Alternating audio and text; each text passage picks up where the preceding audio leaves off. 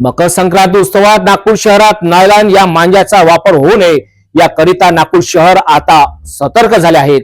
अशातच नागपूर गुन्हे शाखा युनिट क्रमांक 5 च्या पथकाने एका महिलेच्या घरात धाड टाकून तब्बल लाखो रुपयाच्या वर किमतीच्या नायलॉन मांजा जप्त केला आहे। मकर संक्रांती उत्सव काही दिवसांनी भारत देशात सर्वत्र मोठ्या उत्सवात साजरा केला जाणार आहे।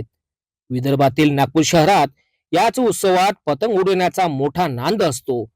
मात्र हल्ली पतंग उडवण्याकरिता अनेक ठिकाणी जीव घेणाऱ्या नायलॉन मांजाचा सर्रासपणे वापर केल्याचे दिसून येत आहेत। याच नायलॉन मांजाने अनेकांचा याआधी बळी सुद्धा गेला।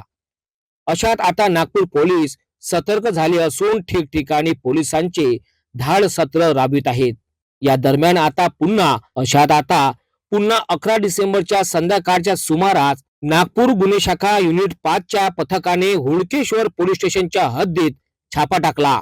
दिघोरी परिसरातील आनंद आश्रम मार्गावर राहणाऱ्या एका महिलेच्या घरातून नायलॉन मांजाची ऐकून 103 चक्री प्रत्येकी 1500 रुपये किमतीचा मुद्देमाल जप्त केला। 1,54,000 रुपये 500 रुपयाचा नायलॉन मांजाचा मुद्देमाल पोलिसांनी जप्त केला।